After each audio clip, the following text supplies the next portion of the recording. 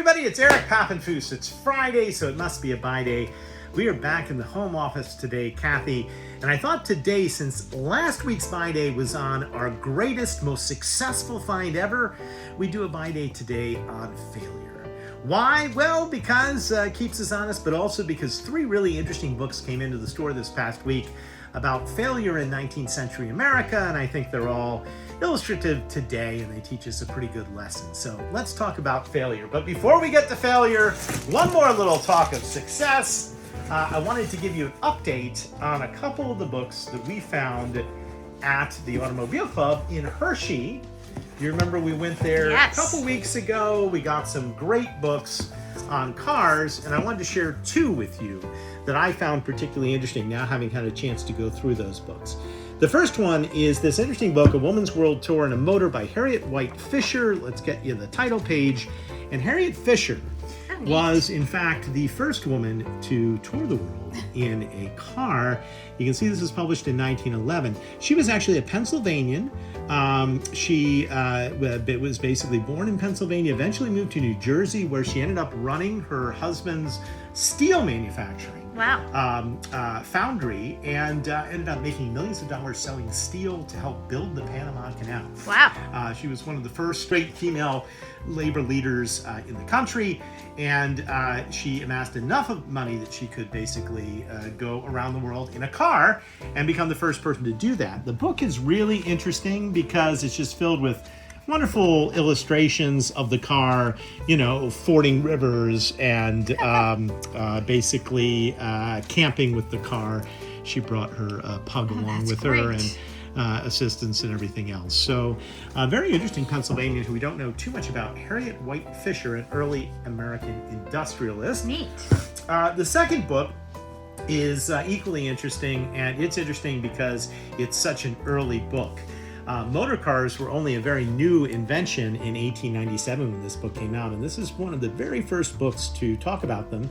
Power carriages, we'll call them, for common roads. And what I like about this book is that at the time, it was the internal combustion engine was not guaranteed to be the way of the future for cars. There were a couple other options.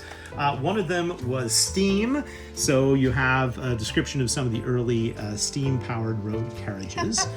Look at that vehicle. It seems dangerous to me. But you also, here is the internal combustion. That was the examples of some of the early carriages using the internal combustion engine. But you also, of course, have electric. And we talked a little bit last time about how if we'd only paid attention and let the electric car win.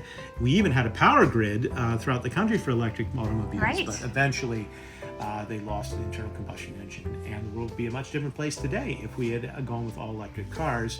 And again, you can see some of these early electric carriages in Hershey if you go visit the museum. That's so right. Another plug for them, and go back and watch that buy day if you haven't.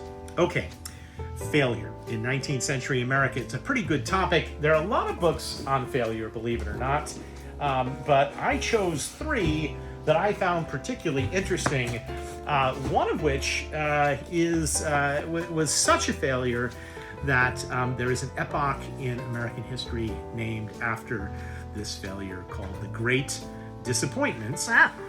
And the Great Disappointment is what happened to William Miller and all of his followers, called Millerites, when he predicted the coming of the second coming of Christ, the coming of the millennium, and he was wrong. He revised it once. He went from 1842 to 1843, but even after it didn't happen the second time, he had no choice but to say that his calculations were incorrect. And his calculations you can read about with great detail. Here, this is his evidence for why it was going to happen. This is before the Great Disappointment. Basically, the Seventh-day Adventists today sort of formed out of this Great Disappointment and believed that it was something else that should have been predicted. And there's still sort of many folks today that believe things that are going to happen that don't happen. But a lot of it goes back to this time of great optimism in American history where anything was possible, but the Millerites found disappointments. Okay, we're going to take you now to the second book, which is actually as interesting as the first book. This book and this book are about the same age. You can tell that by the bindings. Do you see the design? Yeah. Classic sort of 1840s American style bindings. And while this is Miller predicting the second coming of Christ, this is just a pocket constitution. Oftentimes the Constitution of that time was published along with a copy of the Declaration of Independence and Washington's farewell address. These were considered the sort of founding documents. Right. What's interesting about this particular pocket constitution, perhaps it was carried by a Millerite, we don't know, is that it contains a 13th Amendment, which one would think is an actual amendment because it's published here, but is not an actual amendment today. Today, the 13th Amendment has much more to do with slavery and freedom and the Civil War than the 13th Amendment, which they thought had been passed in the 1840s, but actually hadn't. And this is called the Titles of Nobility Amendment.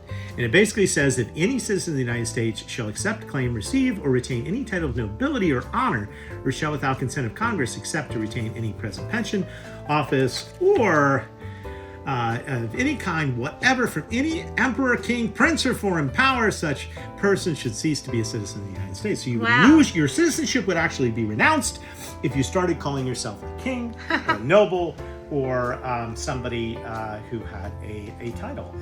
This is seeming rather precious. Yes, relevant. So this came in the beginning of the War of 1812 with concern over Napoleon and concern over influence of foreign powers. And Congress adopted the amendment, but it had to be ratified by a certain number of states, and it wasn't actually eventually ratified by enough states to become an amendment. So it's still one of these legacy amendments that's out there that maybe we could pick it up and get it re-ratified today, because the process once started.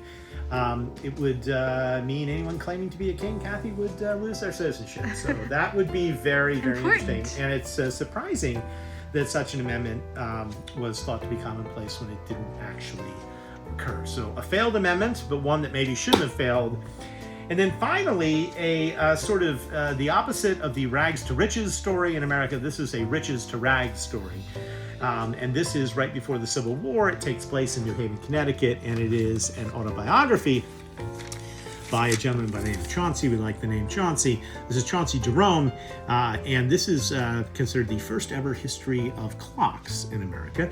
He made a fortune in New Haven, Connecticut at his clock factory, but he ends up losing it all. Oh, no. And he ends up losing it all because he trusts an entrepreneur who's sort of the opposite, who's considered the sort of rags to riches story in America, and that's P.T. Barnum. And he shouldn't have trusted P.T. Barnum, and he goes bankrupt. And the entire book is really a story of failure. Look, chapter 11, we're ending the effects of the failure on myself and the unfortunate business connections. It is a story of how probably somebody became the wealthiest person in America and then lost it all within a single series of a couple of years. The ticking of a clock is music to me, and although many of my experiences as a businessman have been trying and bitter, I have the satisfaction of knowing that I've lived the life of an honest man and have been of some use to my fellow men. That's Chauncey Jerome talking about his failures. And so this book was both a history of clocks and a warning to people to always be mindful and to recognize that while you can make your fortune in America, you could also lose it as well. A very fancy book for a person who was bankrupt, but the book did not help him. It only made him further in debt. Okay, we're going to end with a funny book. It is that time of year, isn't it, Kathy, where people are out in the yard. We've been out in the yard, and let's talk about success. Let's end that with Plant success. flowers.